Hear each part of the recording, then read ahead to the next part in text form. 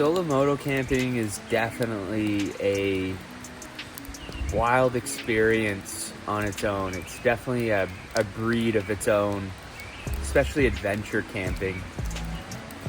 And I had somebody comment on a post about that must be a unique, beautiful experience, and it is. And sometimes I forget about how unique it is. Coming from a lifetime of camping, fly-in fishing trips, solo canoe portaging, snowshoe winter camping, spending time in camper vans, crossing the country, in the desert, in the mountains, the solo moto camping is definitely a breed of its own. It's definitely not for everyone, and I can see why there is fear around it and why people are very intrigued by it.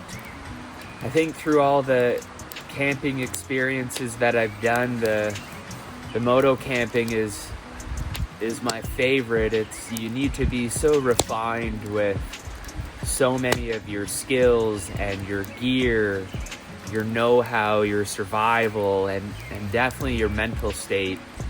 The mental state is the biggest part because there's so many unknown variables with breakdowns with the bike, getting stuck, crashing, setting up in remote areas, knowing how to read maps, knowing how to stay calm when things get hectic. The most beautiful thing is the resilience that's created with finding comfort in the discomfort.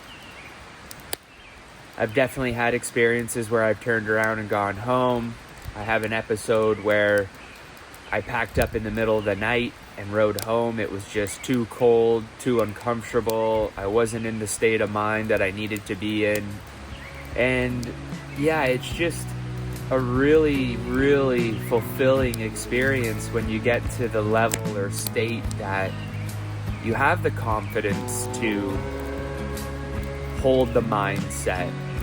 You have the confidence and skill set to know when not to push your limits, when to take a break, when to say no. You have the skill sets to build a fire within a couple minutes in the morning when you wake up and it's snowing and -1. The reward though, waking up in the beautiful forest with the birds chirping and the creek in the background, the crackle of the fire, when it's just you, a tent, and a bike, there's this freedom attached to it. This knowingness that you can go anywhere you want. You have everything you need. But it's definitely not for everyone, but the solo aspect is, for me, there's no interruption of thought from anyone else.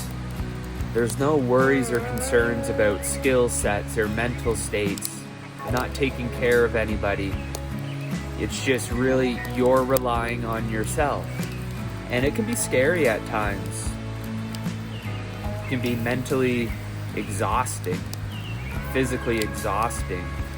But that's really what creates the resilience in life and helps us grow as an individual in all aspects, relationships, business, our spiritual path. It's really learning how to refine our skills and trust ourselves. I would say some of the most important factors when it comes to solo moto camping and adventuring is our mechanical abilities of knowing that we can do road or trailside repairs, our knowledge and refinement of gear, cooking supplies, saws, how to start fires, how to survive in cold temperatures, in the rain. I would also add on navigation and knowing how to read maps, because you can't always rely on cell phones and signal when in remote areas.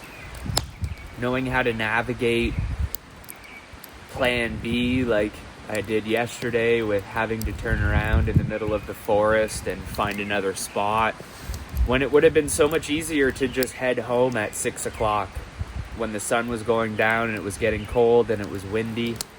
But that's not why we're here. We're here to become comfortable in the discomfort and not just to turn around and take the easy route. Mental resilience is definitely high on the list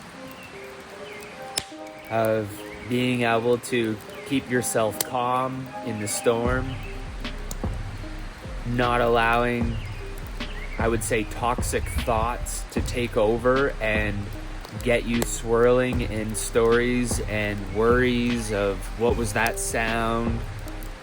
Am I gonna freeze? Are animals gonna attack me in my tent? Yeah, and just your basic survival skills of how to build fires, how to cook, how to bring the food that you need, how to stay warm, how to build shelter, how to find wood after it's rained. There's a lot to it. And that's why it's such a beautiful experience. You know, just you, a tent and a bike, your gear, your tools, your mindset. It's a lot easier when you have somebody else, a companion to talk to or to help. But when you're doing it on your own is where, for me, it's the most rewarding. The solo adventure of not having to worry about anybody else. Nobody else's agenda is attached to the schedule. Not having to worry about skill sets or breakdowns of other people. It's just really you and yourself and your bike going where the wind takes you. And yeah, it's a really epic experience. And I feel grateful to be here and doing these adventures and sharing them. It's not always easy. It's not always easy waking up in the snow or cold temperatures with frozen hands and toes trying to build a fire as fast as possible to warm up. But again, that's what kind of creates a stronger self or sense of self. You really learn about who you are when you're on your own. You really learn a lot about yourself, a lot about your thinking patterns. And it's a beautiful time and experience to get clear on other parts of our lives, because a lot of us don't get the solitude or quietude. And when you're on your bike in the middle of nowhere, that's all you have is your thoughts and yourself. So you learn a lot about who you are, how you show up in this world, how you want to lead in this world.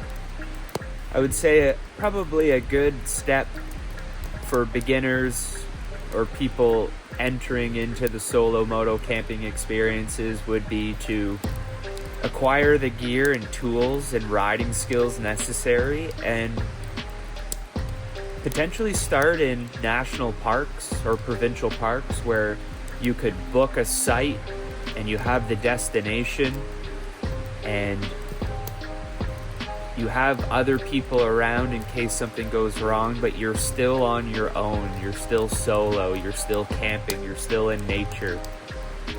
But you're taking away the unknowns of, am I going to find a spot? Will I find wood? Will there be animals taking my food or rustling around at my tent in the middle of the night?